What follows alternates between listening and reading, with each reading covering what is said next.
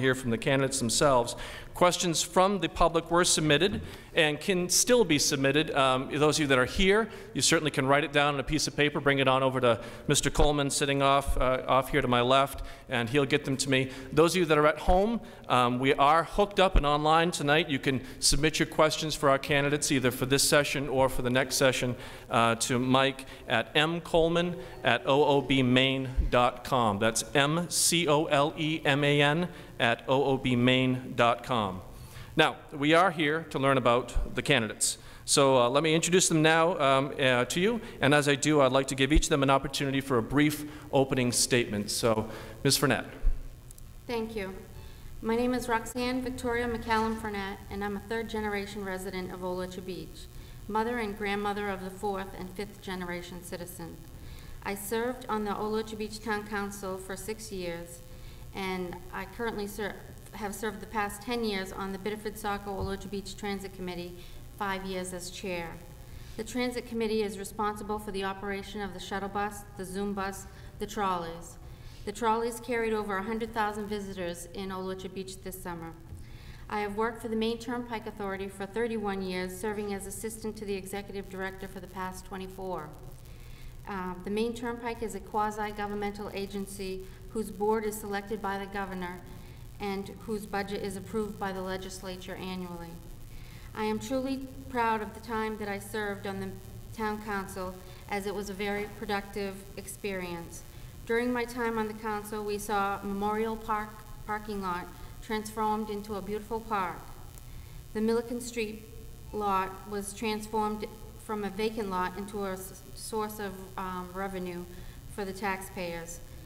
The building of the Grand Victorian, the paving of Dorigo Drive, which improved the town's connectivity, and taxes were not raised 5 of the 6 years that I served.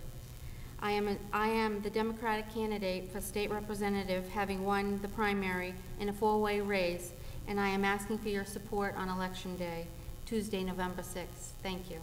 Great, and thank you. Mr. Johnson, opening statement. Thank you, Michael. And I wanted to thank both the Republican and the Democratic town committees for sponsoring what I think are very, very valuable forums. My name is Cris Johnson. I live at 8 Walden Avenue in Old Orchard Beach, and I am not running for a political party. I am running the first write-in campaign in the history of Old Orchard Beach. Maine election law allows for any citizen who is qualified and is certified by the Secretary of State to run in a general election, and I am. And the reason that I am goes back about a year and a half ago to a day that I was giving testimony before a committee at the State House in Albany, Augusta. I wish it was Albany. It was Augusta, and I had been giving testimony there, as I have in several other states, for a project that I think is very important. It's called the State Bank. And at the end of my testimony, one of the legislators from Maine came up to me and said, "Have you ever thought about running for public office?" And I said, "Well, no, I haven't." And she said, "Well, you should. You're from Old Orchard Beach, and George Hogan can't run again. He's been termed out. Why don't you speak to George and think about it?" And so I did. I went to George. I asked him what his thoughts were, and George was very candid. He said, "There are a lot of people in this town who want to run." And I said, "Well, should I back away from it?" And he said, "No, the more candidates we have, the better off we're going to be." And so I did run. I ran in a Democratic primary. I came in second. I reiterate that. I came in second. I didn't lose. And following that election, I thought very long and very hard about whether I should continue the candidacy, and I've decided that I should. I should because I don't think that elections in this day and age should be about voting down a party ticket. They should be about knowing who your candidates are and voting for the one who you think is best qualified to fill the seat. I think I am that candidate, and I hope you'll vote for me on Election Day. Thank you. Thank you, Mr. Johnson. Ms. McDonald. Hello, and thank you for coming out tonight. I appreciate seeing a lot of friends in the audience. It makes me very, very happy. I'm Sherry McDonald. I'm currently serving on the town council. I have 1 year left. My family runs a small business in town. Most everybody in here and at home probably knows me because I'm pretty active in Old Orchard Beach. I am pretty much the Old Orchard Beach cheerleader and work my fanny off every day to show that. As I said, I'm serving my 3rd term on the town council. Through my work on the town council, I think people have seen that our Main Street's full now. I think that is an incorporation of not just the town council's work and the ordinance changes, but also the work of OOB 365, which I was a founder of. My run for the state seat really came about because, you know, Mr. Hogan's termed out. I think that we need another hometown hero to support us at the state level, and I think I can be that candidate. I think I will go up there and fight for Old Orchard Beach more than my opponents would. Sorry, but I think it's proven. I know that some of you might have known when I was the chairman of the town council, we were having our jurisdictional boundary dispute with Saco. And I'm not sure if you knew this, but as the chairman, I wrote a letter to every single state senator after it passed the House of Representatives because a certain senator from Saco was choosing maybe not to support us. So I wrote a letter to every single senator asking them to please support Old Orchard Beach, because what would you do if this was you in your community? And it passed. And I'm not sure if that was because of us, but I know because our community stood firm and stood together, and we fought and we won. So I take great pride in that, along with Mr. Hogan and with the council at the time, and with the citizens who fought with us. So, I mean, I think hopefully tonight we'll get some good questions about and be able to show off our proven track record in Old Orchard Beach. I can reiterate everything that I know that we have done locally. As far as infrastructure projects, a new police station, our sewer is 87% complete with 13% to be completed, and then we're good for 50 years. That's been under my watch. So I look forward to the debate tonight, and I look forward to having some good discussions and the questions. Thank you. Great. Thank you. Now, candidates, when answering any question, I would ask that you address the audience in as succinct a manner as possible. I'll do my best to keep everyone on task, and I will give everyone an equal chance to speak. Please remember that we have a lot of ground to cover. I think we have some good questions already coming in, and we do have a lot of voice that want to be heard. As such, I may not pose every question to you, but I hope to, so we get an equal representation of what all of you are thinking and wherever you stand on the issues. Also, you are certainly more than welcome to call each other out during the debate. That would be wonderful. Actually, I think these folks would love to see a little bit of intrigue going on. However, I just want you to be warned that I am going to give the final word to the person that you challenge. So with that being said, let's get started, and I'll kind of float us a nice easy one, if you will. The tone in Augusta. We have seen over the past couple of years that the tone in Augusta, the political tone in Augusta, seems to be getting worse. There seems to be a lot more backbiting, infighting, and general disagreement, at least from the layman's viewpoint. So I'm going to start right with Ms. Fournette on the end. What would you do to help make a better political atmosphere in Augusta? What would you be bringing to Augusta if we were to elect you? Well, I don't support partisan politics. That's part of the reason why I've run. I have the ability to get along with people and look for the middle ground, and I would do the same there. And hope, and I believe that most people are of the same feeling these days, that they are tired of the bickering and the lack of progress that is being made. And so I think that if I get to Augusta, I will find more and more people willing to do the same. Thank you. Thank you. Mr. Johnson, same question. I'm not sure that the tone in Augusta is going to change anytime soon. We live in very difficult times. Difficult times present difficult problems, and people with strong ideas will and should disagree.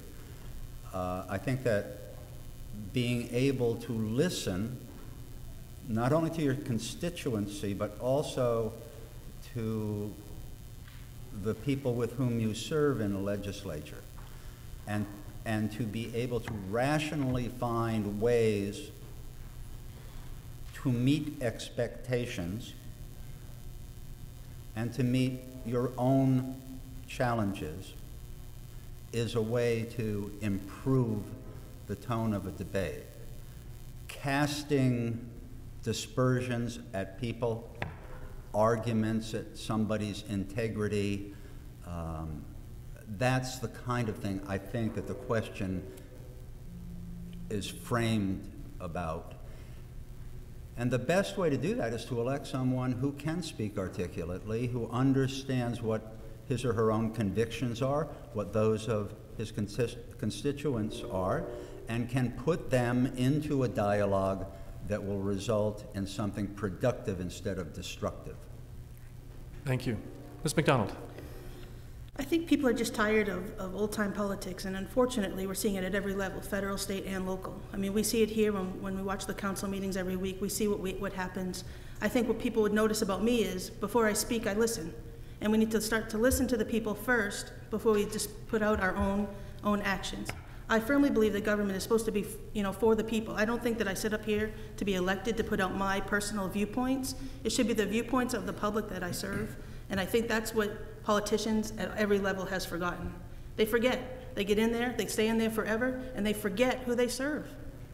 And that's what we need to change in Augusta. And I think one person, personally, I know one person can spark change.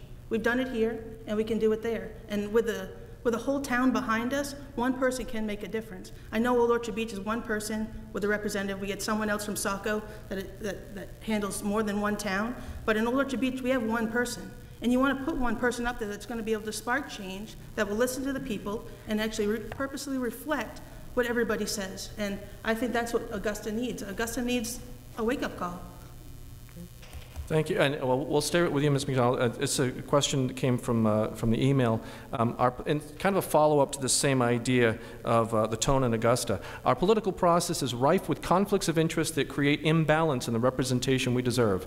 Please tell the citizens of Old Orchard Beach what behaviors specifically constitute a conflict of interest on the part of a public servant.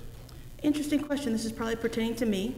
As everybody probably knows, I've been going through a similar issue here in Old Orchard Beach. Sitting councilors on the Old Orchard Beach Town Council have said my involvement with OOB 365 as a civic group, as a volunteer, unpaid, has been told to be a conflict of interest. We went through it. We had the chambers full of people coming out to support me and my conflict of interest. I think government officials, a conflict of interest is when your family, when you specifically hire your family and they get paid. That's a conflict of interest. I think a conflict of interest is when you take money from people for your campaign funding. When you take money from businesses or citizens and then you owe them. I can honestly say I've never taken a penny from anybody for my campaign to run. I funded my campaign myself. It's minimal compared to other people that have run for their candidacy, but I paid for it myself with the money that I earned, because that's what government is supposed to be. We're not supposed to be on the backs of like big business or people that have a lot of money that can actually just give you money to run. I think that's where conflict of interest comes into play, and I think that also needs to stop too. We're seeing it at how much money has been an influx into the state of Maine for the Senate race between Angus King, Charlie Summers, and Cynthia Dill. Outside money that isn't even, they don't really care what the Mainers think. They're just trying to get their numbers at the state, at the federal level. So that's the stuff that, for me, it's wrong. And maybe I was brought up wrong, but that's why government needs some significant reform, because of all of the conflicts of interest that are put out there right now. Thank you. Mr. Johnson, same question to you.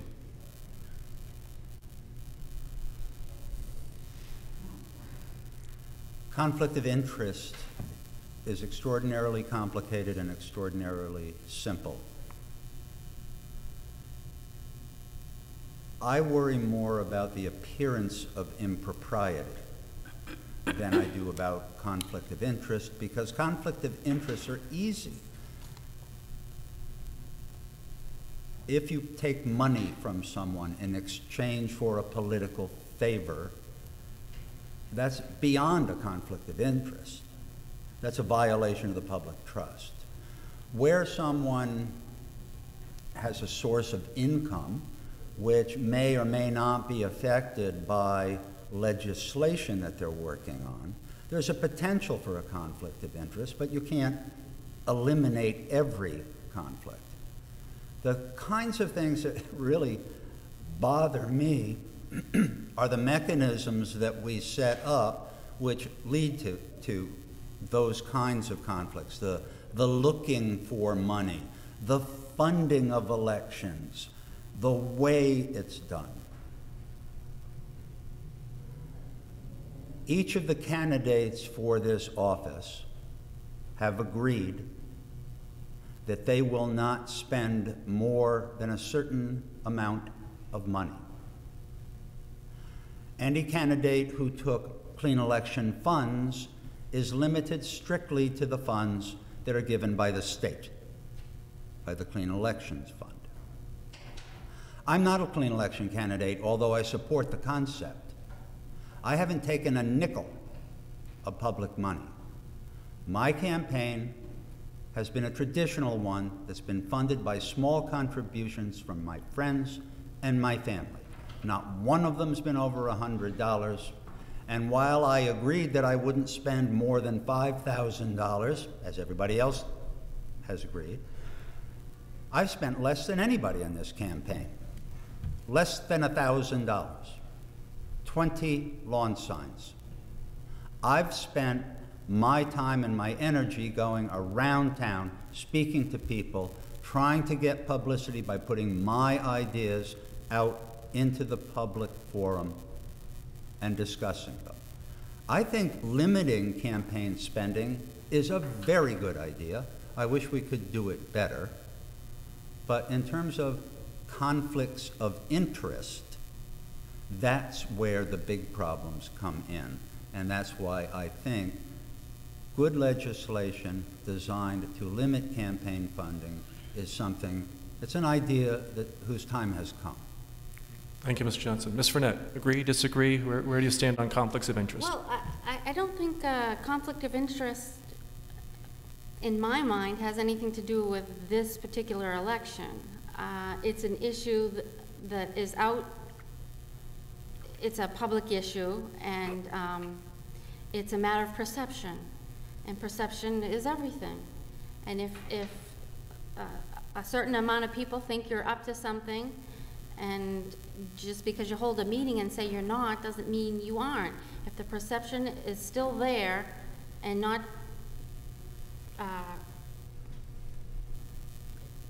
objectively satisfying the people who have this perception, then the conflict of interest is going to stay. If we're going to talk about elections, I'm a Maine Clean Elections candidate. I haven't taken any money from anyone other than Maine Clean Elections. I have not spent all that money, and in as far as, I didn't mean to do this, but I received 2 flyers in the mail from Sherry that was from the Republican Party, and this week I received one from myself from the Democratic Party. Now, I don't know where it came from, but I appreciate it. Thank you very much. And so we don't do this in a vacuum. We don't do this by ourselves. And I'm not sure if Sherry knew that it was going to happen on her behalf. So I don't believe that that was any sort of conflict of interest. Thank you. Great. Thank you. Well, and I actually have those flyers right here. I was going to follow up, and I was going to start with Mr. Johnson on this question, and hopefully, I see you putting your hand up there, and maybe you can answer it in this way. Sure. Has the time of the 2-party system come to pass? Are we ready to move on from that, or you running as an independent candidate is probably a good person to start with this questioning with. It's kind of pulling a bunch of different questions from various people together. So we don't have parties at the local level, so at the state level, federal level, is it time for us to look at this system that we have in place, this 2-party system, and get away from the outside influence, if you will, as Ms. Fournette kind of alluded to? Mr. Johnson. In passing, I'll observe nobody in this town received a flyer or anything in the mail from me or on my behalf. Well, thank you. I don't have anybody in any political party spending any money to let people know who I am. I take care of that. Is a 2-party system in America dead? This discussion's been going on for close to 200 years. No, it isn't dead. Are there some problems with it? You bet. Are third parties or two-party candidates a good idea? Yes, they are. And in many states, although not all of them, I'm glad that Maine is one, any candidate, anyone can be a candidate. You have to have the inclination and the determination to run. No, I don't think the two-party system is dead. It's broken in a sense, I think, because of the vast amount of money that's necessary absolutely at a federal level. Pretty strong necessity for lots of dollars on a state level, too. The local level, the People's House, the Maine Senate, those are places where anyone can get elected, and you don't need to spend a ton of money to do it. You just need good ideas and determination. Great, thank you. Ms. Fournette, we'll go to you next. The question again is the two-party system. Yeah, the two-party system. It seems we have three candidates here in the Right. two-party system. How do you feel about the influence of money? How do you feel about the two-party system and where we're headed with that? Well, I believe it's broken. I don't think it's fair. I think that independents should have the same sort of party alliances that the Republicans and the Democrats have. In Old Orchard, there are, as I have said many times, 2,400 Democrats, 1,300 Republicans, but there are 2,100 independents in Green Party. And that means they're not even called independents, they're called unenrolled. That says a lot to me. And when I ran for town council, nobody asked, are you Democrat or a Republican? It's just, are you a good person? Are you gonna work hard? And that's the way it ought to be. Running for state rep, I've learned that a lot of my people, you know, I didn't know if my friends or my relatives or my neighbors were Republicans or Democrats. Now I'm fully aware, and now we really have something to fight about. But anyways, I think the party's broken. The two-party system is broken. I think it's time to update it, that we need to include independence. Great. Thank you, Ms. Fournette. Ms. McDonald. The two-party system, in my opinion, is something that, you know, our founding fathers set it up in a way that isn't how it is today. Unfortunately, it's been convoluted and it's evolved over time into something that isn't what it was originally set up for. So I think that the two-party system, in my opinion, I think the whole country is seeing that the two-party system isn't working, but that's what we have.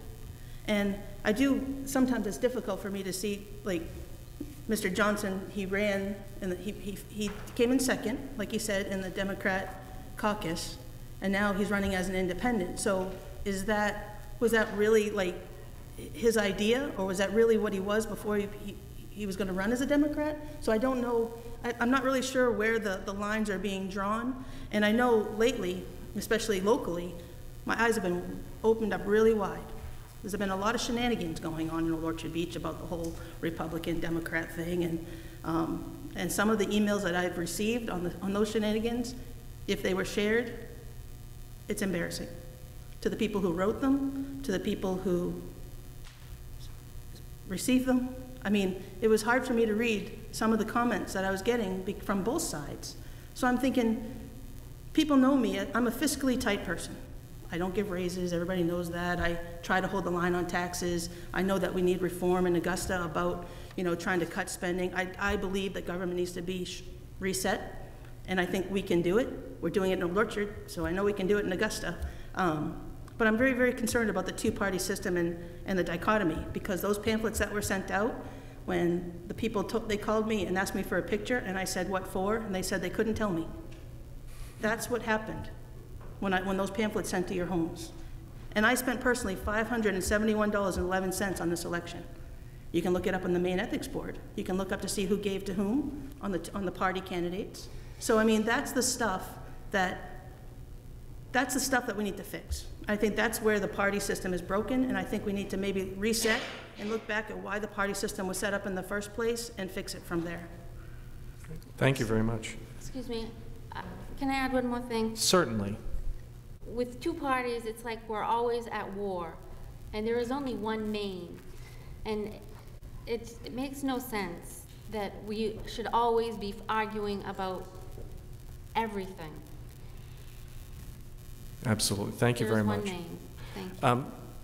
Ms. McDonald, you used the phrase the Founding Fathers, and it brought to mind a question that we received through the email from a local resident here. I'm going to read it in full, and Ms. Frenette, I'm going to start with you on this one. The 10th Amendment really does get into state politics. The 10th Amendment to the U.S. Constitution states, the powers not delegated to the United States by the Constitution nor prohibited by it to the states are reserved to the states, respectively, or to the people. How would you, as a state representative, put this vital part of the Bill of Rights into force to rein in an overly expansive central government, federal government, and restore the proper state-federal balance to the federalism set up by our nation's founding fathers? Wow. In other words, where do you stand on states' rights? Home rule. The states' rights, huh? This, I told you, it was a good question. well, give me a good answer. The states' rights. I believe that in home rule, like we have here in Old Orchard, that if the state of Maine votes for, let's say, same-sex marriages, then it should stand and not some federal law take it away after the fact. And that's really all I have to say. Thanks. Great. Well, Ms. McDonald, you want to answer that one? It's a fantastic question, and her answer was really short to think about. You know? Yeah. Didn't give you time to think, huh? States and rules. Well, right now, Maine has the way we have our own policing. We have our own set of laws that the federal government cannot impede on. They can only impede on what we do that could affect them at a federal level. So I think, and this is just me talking because it's a very strange question, I think that we need to have the state of Maine have laws and dictate laws that will affect what happens in the state, but it happens all over the state, not just in Aroostook County, but also in York County. I think we have some issues, I'm probably going off topic, but we have some issues in the state of you know, two separate parts of Maine. We've got southern Maine, which is supposedly more like Massachusetts, and we've got northern Maine, which is kind of living off southern Maine, in my opinion, as far as the economy and how much we fund up there. So I really don't have an answer on the federal topic. Okay. I just think that, I believe that Maine has to make its own rules. I think that, and I think we do. I mean, really, Mainers don't, we rebel if we get pushed around too much by the federal level. I do think that we need to work a little bit harder in the governor's office to kind of mend some fences to try to get more funding from the federal level. I think that would be fantastic. And I think that we need to figure out how to marry other states around us to help, you know, build some economy of scale with some of the buying that we get. I think that we can do that. But as far, I mean, we already are, I believe that amendment says we are already the police state, we already set our own laws, we make up our own rules. We just had the state give us the fireworks law. It was approved in the state of Maine, and Little Old Orchard Beach said no. So, I mean, I think we should continue to be able to keep that. I think that's the stuff that we have to work on as a state, and when we have to push back at the federal level, hopefully the whole state of Maine will do that. Great. Thank you. Mr. Johnson, same question to you. The single most important thing a legislator can do is to understand the laws, the ones that exist, the ones that they want to create, and the ones that other people try to create. One of the great frustrations I've had over the last 2 years is watching legislators, not only in Maine, but around the country, pass laws that were ridiculous, that had absolutely no chance of surviving any kind of attack. And the 10th Amendment to the Constitution is often the backstop that people who don't even know what it is use in order to justify things that are clearly unconstitutional because they violate the Supremacy Clause. I don't want to get into a jurisprudential discussion here, but I know an awful lot about this. The 10th Amendment secures to the states rights which have not been specifically delegated to the federal government. It does not stand for the proposition that if a state decides that it doesn't want to follow along with a federal law, that they can. That is not what it's about. Typically, the things that have been reserved to the states have been things which were acknowledged to be proprietary in nature to the state. Things like gun control, things like liquor laws. There are a host of areas within which states have, for a very, very long time, our whole history, exercised jurisdiction exclusive of the federal government. But when you come into conflict, when there's federal jurisdiction in an area, states' rights take a second position. They just do. That's the only way that we can ensure, and our founding fathers were the ones who pointed this out, that in order to have a cohesive form of government for a nation, you can't have a bunch of states all regulating everything and hoping to get together on it. I believe that the 10th Amendment has a very, very good basis in contemporary politics, but I think it's one that's very misunderstood by a lot of people. Thank you very much.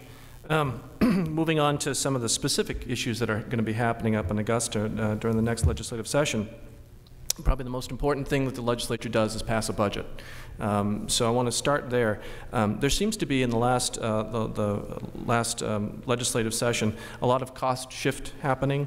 Revenue sharing to the local municipalities is below state mandated levels. For instance, a state law requires that municipalities be reimbursed 55% of local spending on education, and also requires that 5% of all general fund revenue received be returned to the municipalities. Neither of those has taken place and has created additional burdens, as you all are aware, on the local municipalities to either cut spending or raise taxes. As a matter of fact, there was a article out from the Maine Center of Economic Policy today that said that and they went through the entire state, Old Orchard Beach's share that we lost due to the current revenue sharing cap of $94 million at the state level cost the taxpayers of Old Orchard Beach $272,000 in revenue sharing from the state of Maine.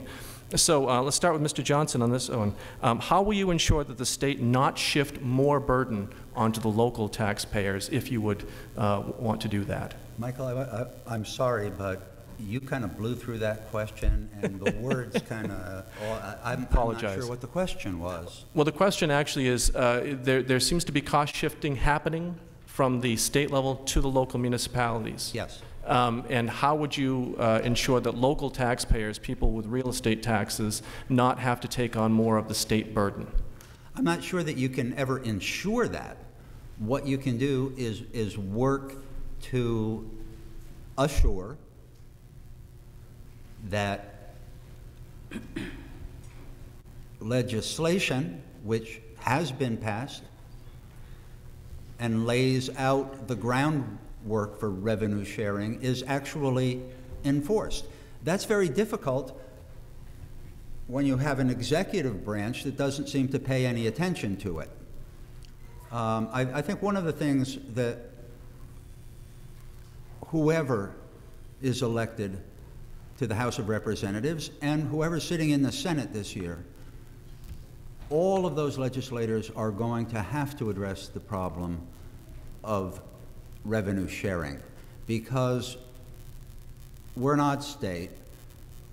We have different municipalities of different sizes, different needs. Some people have said there's 2 Maines. There's probably about 4 Maines, but having a program, a financial program, where the revenues that are collected from the general population are then redistributed back to localities in an appropriate way and in the way the legislation was designed to have it done is going to be the big challenge. First of all, whoever's sitting in that seat has to understand those pieces of legislation and the formulas and be able to advocate for them when they're not being followed. I think I can do that very well. Great. Thank you. Ms. McDonald, let's go to you on this one. Repeat the question, please. Certainly. I know it's a little convoluted there. How will you ensure that, that we don't have more cost shifting happening from Augusta down to the local levels? In other words, how would we get back to the revenue sharing mandated by state law? I think it's important to know that because we all know that government is broken.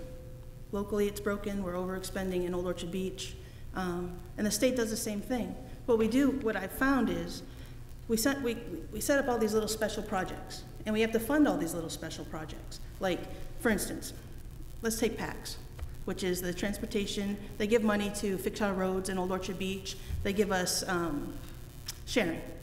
So PACS comes down and gives us, says, we're gonna give you $120,000 to fix a certain section of your roads. And we go and we have our, chief DPW director say, you know what, PACS? We can do it for $80,000. PACS comes back and says, no, no, no. You're going to use who we want you to use. You're going to use our engineering, and you're going to spend the $120,000. That's the problem. That's what, that's not something I'm just saying. That's proven. We've proven that here in Old Orchard Beach time and time again.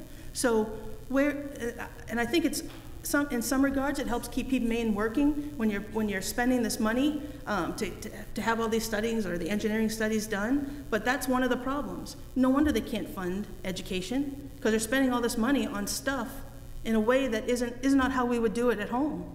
If we could give less of our money, for instance, Old Orchard Beach sends up a bucket of money to Augusta, this big, and each year we get back a smaller and smaller thimble. Well, if our bucket of money that goes up to Augusta, if we could get back a pail and be able to use that pail locally where we can fix our infrastructure, we can fix our wastewater treatment plant at upwards of $30 million. If we had a little bit more of that local control of the money that we've earned, that we've sent there, that is something that the government needs to do that. We're doing that at home. If we can't afford to go out to dinner every night, right, then we don't. Well, the government does. They might go out and spend their money on extraneous projects that we just need to reset it back to what is needed to run our government, our state efficiently, and then build those projects back. I mean, I just see that that's where we need to find they just need someone up there to talk about that. Just someone up there to say, listen, stop. You're not doing it at home, you can't do it up here. Because these are tax dollars. This is all of our money that they're spending on these projects. And what's striking to me is, maybe I don't like what they're doing, but they're using my tax dollars to do it. Maybe you don't like what they're doing, and they're using your tax dollars to do it. And it's on special projects. So that's where I think we need to really restructure government. I know that we're doing that here in Old Orchard Beach, and hopefully with the next council it'll be more. But really, that's what Maine needs right now to help stop and help reset government to a level to fund education. Because the 55% model, everybody says they've always tried to do it, and Old Orchard Beach has never been 55% of the tax base in Old Orchard, just so you guys know. It's closer to 45% of what your tax dollars are here at the beach. So, I mean, we're not even at the level. We don't even get 55% of what's left from the government. So I think that's where the state needs to reset. I think that's where all of the legislators need to reset. I don't think you need to be, learned in every single aspect of the legislature. I think you need to go up there to know that you're going to work it, because you don't want to be one of the status quo that are up there, because that's not what Maine needs or the country needs. Thank you. Thank you very much. Ms. Frenette, same question. I just wanted to clarify that PACS money comes from the federal government, not the state. So it is our tax dollars, but it's federal tax dollars. Education funding is one of the biggest concerns here in Old Orchard. The state funding for schools was supposed to be 55%, and that was a guarantee that we were given before we created our RSU. And the majority of Old Orchard Beach's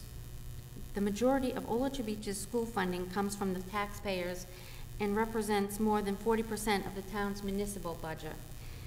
In contrast, only 29% of the state's budget was spent on education. I'd like to see that number fixed. I mean, you can't guarantee somebody 55% and then only spend 29%. High property values are directly impact the amount of money that we receive from the state. And as a result, the residents of Old Orchard Beach have consistently, historically, had to pay more per student because the value of our property is so high. Yet, it's not, it's a resort community. It's only a 3-season community. I know OOB 365 is working on that, and it is getting broader. Also, the majority of our businesses here in Old Orchard generate 7% sales tax, which is greater than the average 5%, yet we still receive less than 1%. I would advocate that we get more of that percentage back, and I don't, FYI, support a room tax. If we're not getting a better portion of our 7% now, adding a room tax we're not going to get any more of that. So I just wanted to throw that in. Thank you.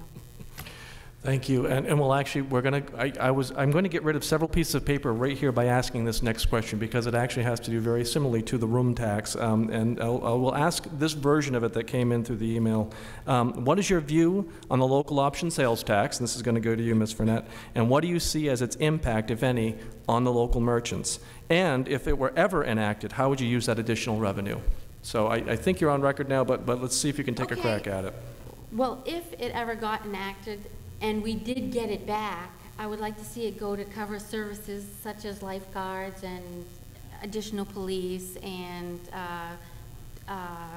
beach cleaning and things like that, which would be a nice lift on the burden of the average resident's taxes.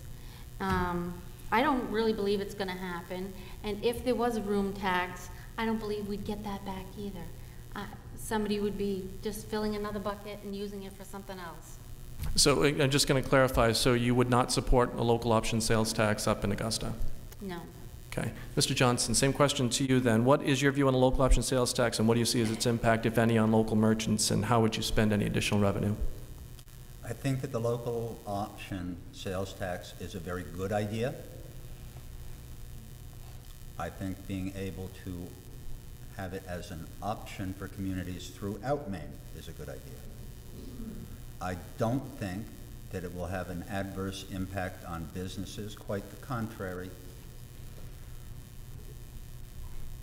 If there was a 1% additional sales tax, that would mean that someone going out and having a dinner, spending $100, which you can do quite easily, would add another $1 to the bill. I doubt sincerely that anyone would pass on the meal or go elsewhere to eat because there was an additional $1 in tax. How should that money be redistributed? If it were enacted, I would hope that it would go directly to reduce the property taxes within the municipality where it was collected. That makes complete sense to me. I don't like paying taxes any more or any less than anyone else. I think that paying taxes is probably one of the best deals that I have.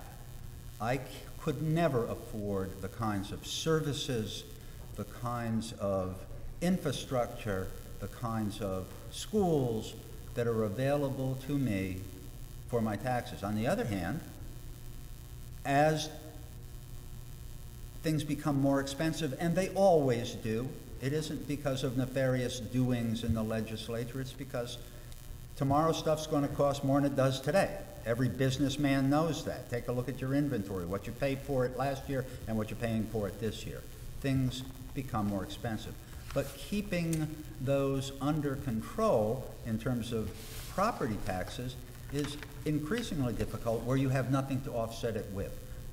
A local sales tax option which is shared back to the communities from whence it's derived that reduces property taxes, I think is an excellent idea. Great, thank you. Ms. McDonald. I said this in the newspaper, I said I support a local option sales tax. That was in, I forget one of the papers, but I have it here.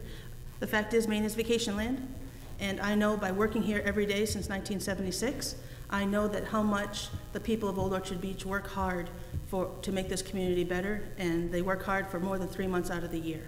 I think that a local option sales tax would allow us to levy some of the tourist dollars locally. I believe that if it's done properly and on a town-by-town basis, so that we would have control. If we want to set a local option sales tax, Old Orchard Beach can. If Biddeford and Saco and all the other towns don't want to, they don't have to. But if we are allowed to do that, it will allow us to levy some of those tourist dollars and offset our property taxes, which could offset everything. I mean, who knows how much money we could bring in? Who knows? I mean, for the majority of Old Orchard that can close for the winter, they obviously make a pretty significant amount, correct? So maybe we should bank on a little bit of that amount. And I also think that, I believe George Hogan tried to do this at the legislature before. I think there might be more action to do it now, because I think all of the towns are feeling the tax burden. I mean, when I ask people, what can I do to help you? They said, lower my taxes, Sherry. That's what they say. Let me put $100 of heating oil in my home instead of paying $100 on my tax bill. Let me be able to fill up my gas tank instead of getting 84 cents. That's what the people are asking me to do. And I think a local option sales tax, especially for Maine's industry of tourism, because that's what we have, I think that will only allow the majority of all the communities that bank on that tourism to just flourish. Old Orchard, I mean, our median income is $36,500. That's what the Old Orchard Beach's median income is.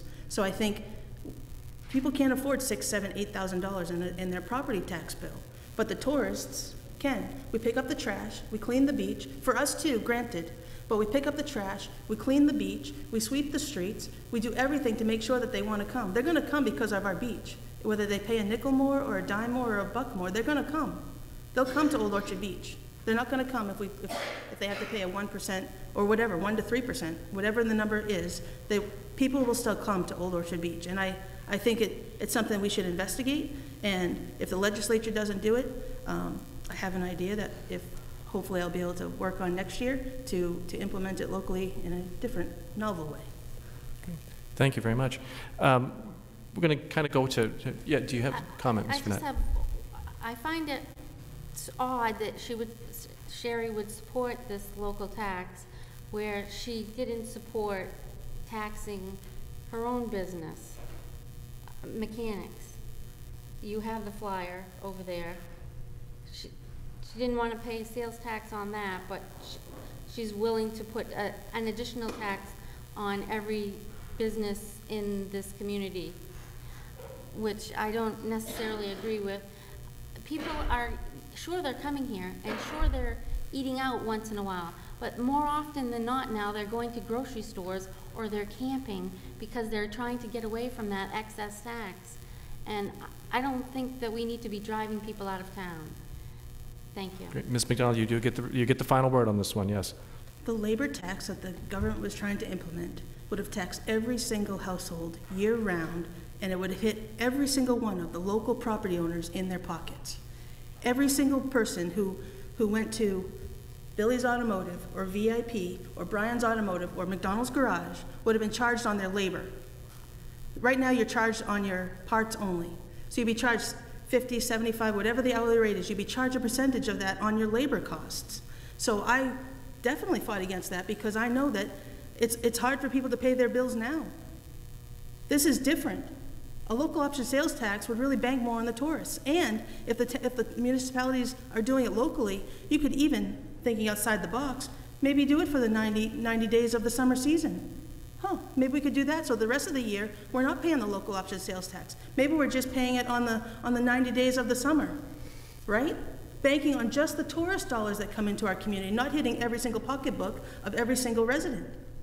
That's why I voted. That's why I supported, signing those petitions and circulating those petitions to stop the extra taxes on labor. Taxes need to cease. We tax everything. We tax marriage. We tax death. We tax your inheritance. We tax everything on the local people that live here. The local option sales tax, in my opinion, would be earmarked only for tourist dollars. Now, if the season up north For the ski resorts, is a different season than Old Orchard Beach. Maybe they have it for their season. Maybe we just have it for our 90 days, which is really only 6 weeks. Maybe we just do a 90-day sales tax. If we think outside the box and think in innovative ways to help offset the local property tax burden, that's a great thing to think about. And I will never, ever, ever support a tax that will hurt. We can't afford it now. We can't afford what we have now. We can't afford the infrastructure we have now. We can't afford, there's so much that we have to work on. And the idea that we can't think differently is something that it's what's going to kill this state. We've got to be able to think differently. Thank you very much. We're going to move on to a new topic, energy. And this is almost assuredly going to come before whichever one of you was elected to the state legislature.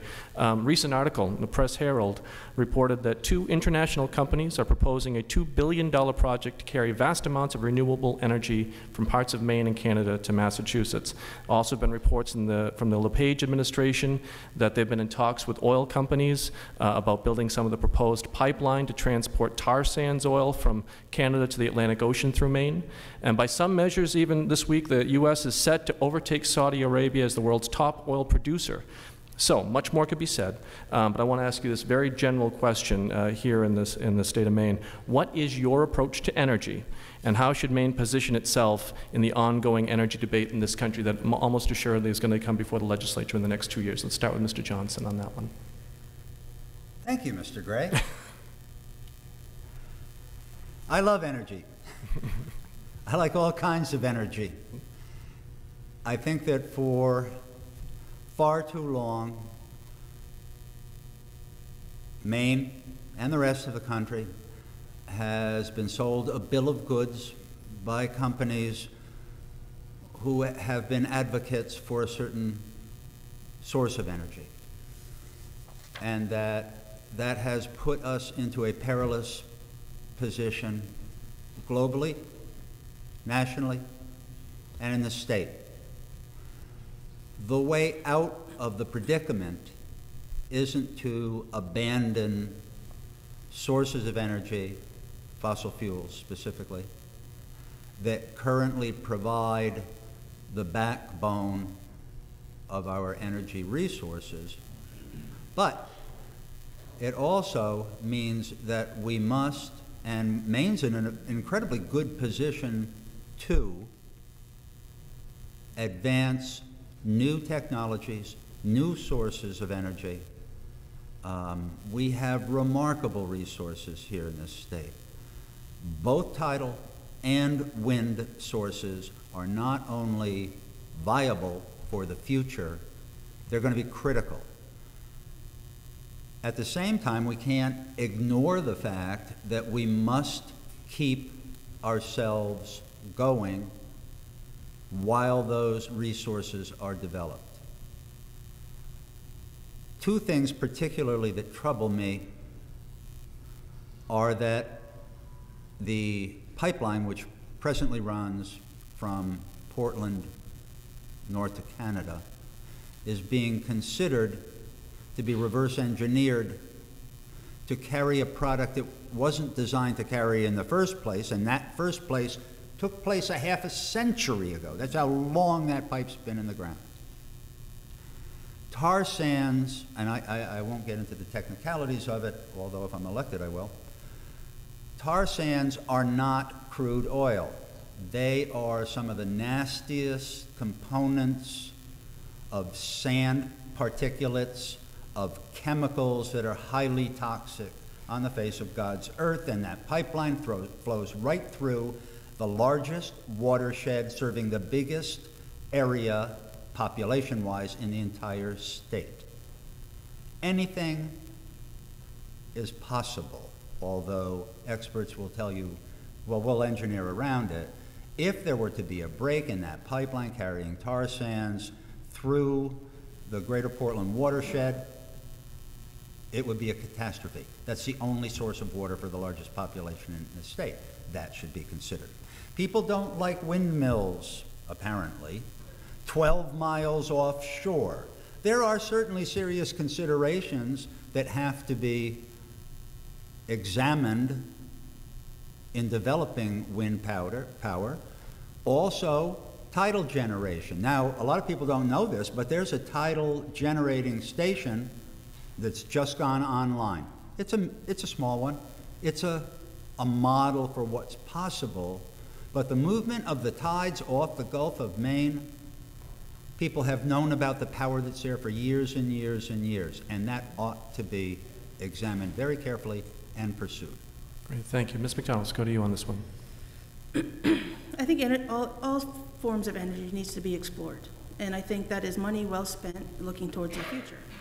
That being said, I think that development of new pipelines, that's going to bring jobs to Maine, good jobs, great paying jobs, like the jobs that they have in North Dakota. There's some huge potential for Maine to generate some actual high paying, high functioning, high education level jobs that will help the industry, help all of the electrical industry, not just power generation, but oil movement. I think that the key for us, locally, if I could do something locally, I don't believe that, windmill off of our coast is something that I would probably support. That's just me. But I would like to talk to my community about that and see what they feel. I mean, that's what we should be doing. We should be focusing on what our communities want. What type of energy? Do we want to figure out how to make more energy? Maybe different choices for our energy. I know that we've got to figure out how to make lower energy costs, because that is something that is affecting all of us. I mean, I'm surprised that the questions tonight aren't more about the economy and jobs and stuff like that, because everywhere I've walked around Old Orchard Beach or coming in to visit me at the stores, it's all about the economy and it's all about jobs. So it's interesting tonight that it's conservation, and I kind of get the feeling I know where this is all coming from. But that's good. But I believe that we should look at new sources. I think that's money well spent at the state level to figure out what we can do to help our citizens find better sources of energy, and if it helps bring jobs in, that's something that I'll support too. Obviously, the environmental aspect that Mr. Johnson said is something that we should all look at, and I think that every single Mainer knows that we are great stewards of our community, because our state is the most beautiful state, I believe, especially in New England, maybe not the country. I mean, we know how to take care of our state. So I'm not too worried about that. I'm more worried about how we're going to do it and how we're going to bring jobs in with that, with the potential of new energy resources. Okay, thank you. Ms. Fournette. I agree with both of them. Point of clarification. Sure. My comments were not conservation. They were about economic realities and the brutal consequence of poor economic decisions when applied to things like pipelines carrying toxic materials through the state. Those have economic consequences. I'm not talking about being a tree hugger. I'm talking about the lives of your children. Thank you, Mr. Johnson. Well, we are getting short on time, so I'm going to, there was an awful lot of issues that we didn't get to, so I'm going to kind of try to wrap it up with a general question before we get to a little bit of a lightning round. And we'll start with you, Ms. McDonald. Is there anything that we missed? Are there things that you just mentioned? You thought we were going to be talking more about jobs and the economy. What are your budget priorities? What are your priorities when you get to Augusta? What are the things you're going to be working on in your first 100 days? Well, as one person in the legislature, that's something that's a pretty heavy question to ask, because 1 out of 151 is probably, how much real say are you going to have? So it's going to take, hopefully working with other people in the legislature and in the Senate, and hopefully we'll have a great senator representative from Old Orchard Beach this year, and from Saco and Dayton, I guess. But I think what I want to work on is finding efficiencies in government. I think we need to do that through welfare system reform. I know that's not a popular topic, but Maine needs further welfare system reform. I want people to be able to go and maybe be on it. I know they can be on it for 5 years now. That was just implemented at the last legislative session. They can be on it for 5 years, but I want to be able to have people work towards being self-sufficient. And I think that is probably the biggest thing. If these legislators can get that done, that'll be a huge step forward for the state of Maine. Right now, I was reading from the Maine Heritage Policy that Maine is number 3 in the country for welfare recipients. We should not be the state that says, whenever no other state will take the people that need the little extra help, we shouldn't be the state that says, come to Maine, we'll pay for everything for you. And I know, personally, I would rather, I give all the time, and my family gives all the time, but that's my choice to give all the time. When the state gives, it's giving money to people that it's not by choice, because it's all of our tax dollars that they're giving. So I guess we need to figure, that's the biggest thing that I think that we need to work on, is figuring out how to lower the tax burden, work on welfare reform, and finding a way to make it easier for businesses to do work, to do business in Maine. Because the other thing that I found, as I've been talking to people about this run, is people want to know, how do I keep my kids here? They've graduated from Old Orchard, they've graduated from college, and how can I have my children stay here? Because they love Maine. The people that are buying in Maine, buying especially in Old Orchard Beach now, they love Maine. They're from Massachusetts, they're from New Hampshire, they're from New York. They come here because this is the place to live. Well, why aren't our children staying? So we need to figure out a way to generate some economic development through job creation, bringing in some companies. And I think what I would do is have a task force. I would like to spearhead a way to bring in a task force of the top 10 businesses in Maine. Aegis Communications, BBI Waste locally, they employ 120 people. I mean, that's pretty successful. If we take the top 10 successful businesses in Maine and say, why do you work here? Why do you choose to keep Maine as your home base? And ask them what they've done, what Maine has done for them. And then all of a sudden, you've got a marketing plan based on your conversations with the top 10 businesses to generate and try to bring businesses to Maine. I think that's something that would be on the top of everyone to work on. Because we know we have tourism, we just need something else to keep the kids that are leaving to stay. So those are the three things: taxes, welfare reform, and bringing business to Maine. Great, thank you. Ms. Fournette. My top two would be education funding and, well, three, transportation, and like Ms. McDonald, Medicare. It's the second biggest portion of our state budget, and the information I read was that we were number 2. In Medicare, right? Yeah, in the country. Medicaid, yeah. Great. Medicare, Medicaid. Anything else? Or? No, well, Anything else we missed tonight that you would like to, before closing statements, obviously? No, Great, thank you. Mr. Johnson, then. I have 3 articulated targets. It's no secret, I've been saying this for a year. The first, I will say, are 2. They're joined. I believe that the state has a huge obligation to provide for the well-being of its citizenry. Both the state and the federal governments articulate that in their founding instruments. A lot of people are throwing around founding fathers' words, and to provide for the well-being of your citizenry, I believe, is the single highest aspiration that any government can have. I sharply disagree with the suggestion that Maine is a welfare state and that people come here to take advantage of the benefits, because it just isn't true. If you take a look at the actual numbers of people in this state who receive benefits, you'll see that they go down, not up. You'll see that people leave Maine, not come to it from those roles. Anybody who believes the Maine Heritage Policy Center has any idea of what they're talking about, in my opinion, is sadly mistaken. I think that education, which is the second parallel one, is of the highest importance, because that's where jobs come from. That's how jobs are created. You don't create a job today, you create it in the future. There are no businesses who are willing to step up to the plate and create those jobs right now because they're all scared, and that's completely understandable.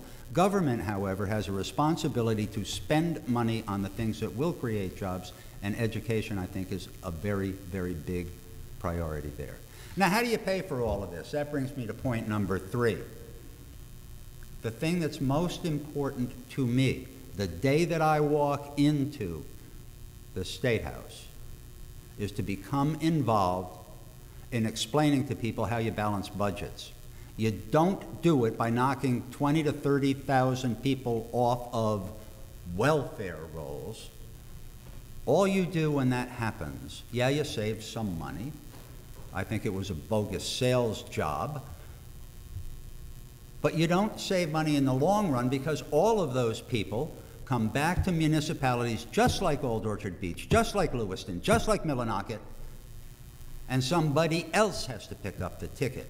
It's a way of shifting. That saving of money at the state level is really a way of shifting it back to all of you.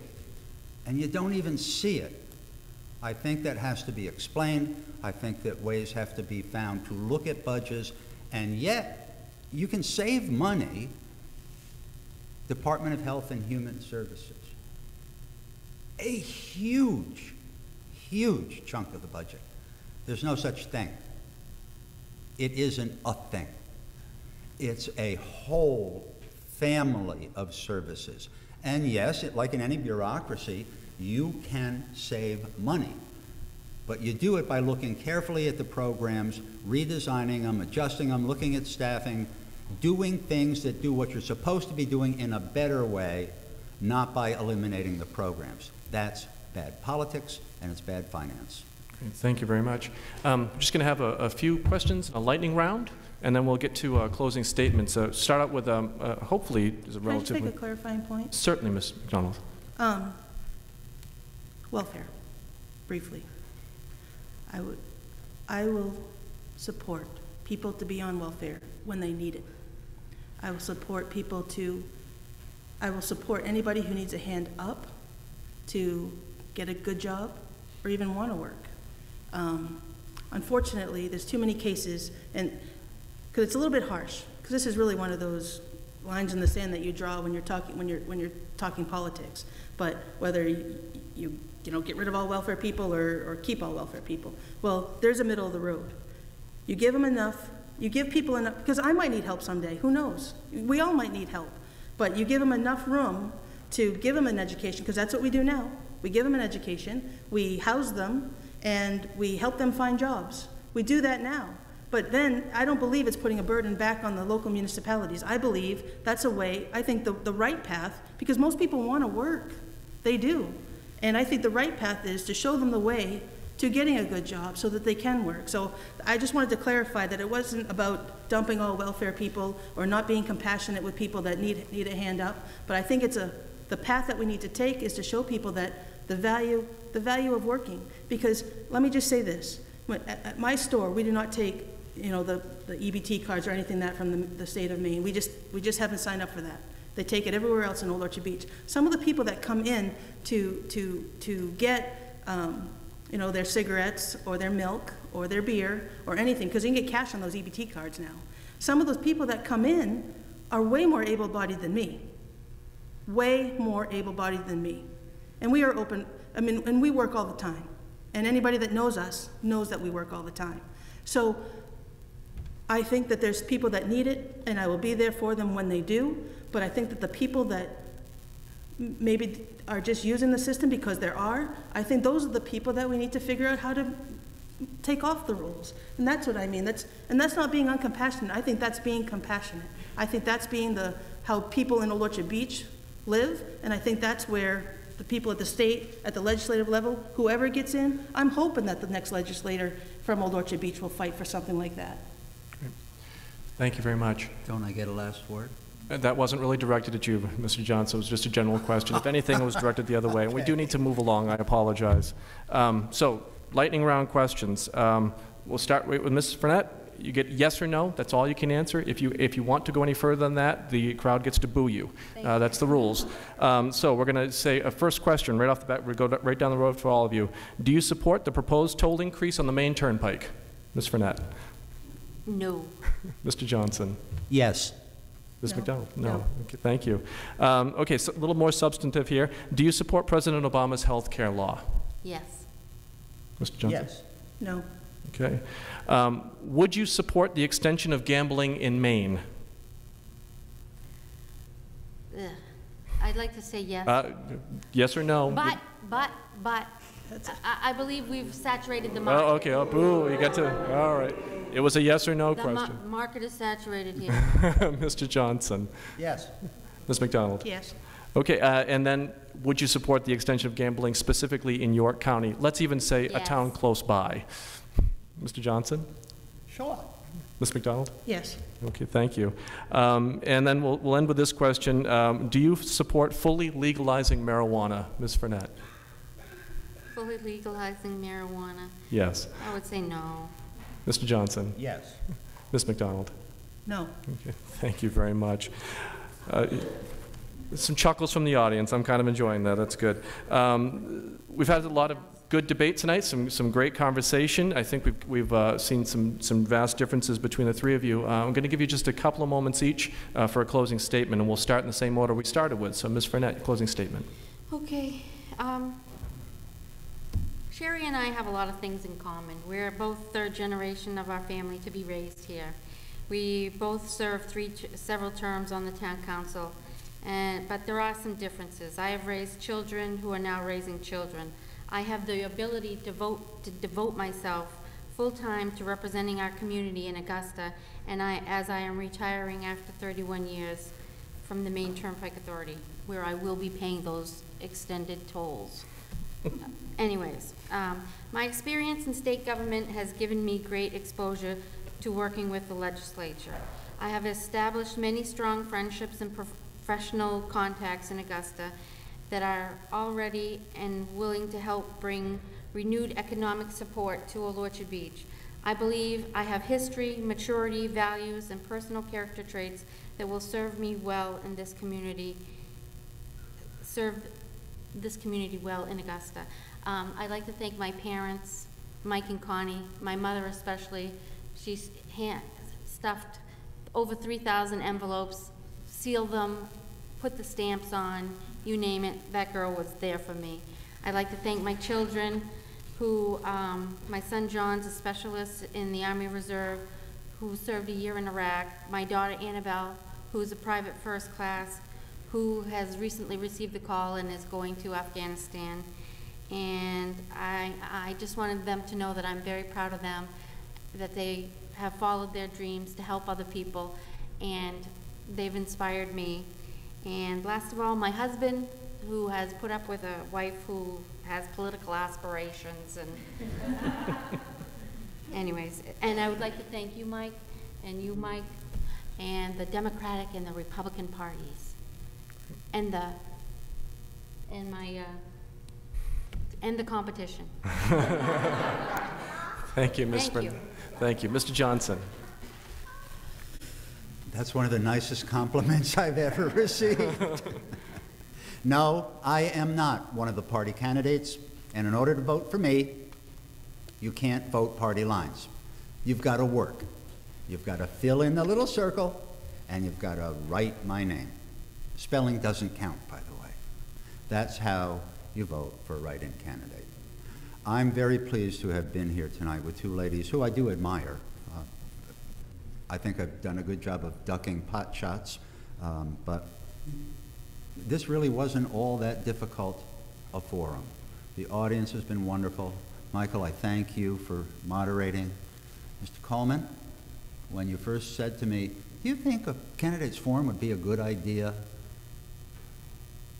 I thought that that was one of the finest ideas that I'd heard out of your mouth in a couple of years. But seriously, the Old Orchard Beach is very fortunate. All three of the people who you've been listening to, we all love this town. We all have roots that go back generations. Every one of us wants to do the very best job that we can, to listen to all of you and to serve you. One of us will be elected. I would urge you to carefully consider what you've heard tonight, read our backgrounds, and decide for yourselves who would best be seated in the people's house to stand up and advocate on your behalf for Old Orchard Beach. Thank you very much. Thank you. Ms. McDonald. Old Orchard Beach knows me. They know my family. They know what I bring to the table. They know what I've done here locally. They know that I have passion. They know that I speak. I listen first, and then I speak second. And I think Old Orchard Beach knows that if I get elected, if you choose to vote me in, I don't just go up there by myself. I go up there with this room of people. And I think that is something that Old Orchard Beach knows about Sherry McDonald. It's interesting because, people say that I don't, you don't tout your horn enough. And, some people, even in this room, think ill of me because, thinking I'm, self-dealing, trying to push the agenda. My agenda is Old Orchard Beach. That is my agenda. I have nothing else. I have grown up in this town. I have had, I think the 4th generation now is here, by the way. One up, just kidding. But I think that I think that that's something that I know I'm proud. I'm proud of my schools. I'm proud of everything that this town has given me, and I don't take it for granted. And in Augusta, you know that, at least you know with me, I'm accessible. You know where I am every day. If I'm not there, then I'll be in Augusta. And you know that you can always come in, because pretty much everybody in this room has been in my store at one point or another to ask me questions about what's going on locally. So that's what Sherry brings to Augusta. But Sherry brings to Augusta Old Orchard Beach. And if you want that, then you'll vote for me. And I promise you I will serve you well. Thank you. Great, thank you. And thank you, all 3 candidates tonight. It was a good forum, some great conversation back and forth. I think we have a lot to chew on, a lot to think about as we get ready. For those of you here, for those of you home, don't forget, voting is happening now. If you've seen some of the wide shots here in the room, we are doing voting in this very room right now. Early voting is happening, but we definitely get to the polls on or before November 6th. I was also handed a note here, announced that people will have an opportunity to see the candidates for the State Senate debate on October 30th at 6:30 at Thornton Academy in Saco. So just want to pass along to you and to the folks at home. That's coming up October 30th, 6:30, Thornton Academy for the State Senate. I'd like to thank Mike Coleman and also the local Republicans and local Dems for putting these together. And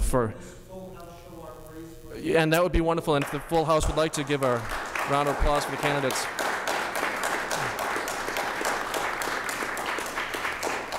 And thank you, too, to Jason Weber for running the cameras tonight. We are going to take about a 10-minute recess and come back with the candidates for the one-year seat. So thank you very much, candidates.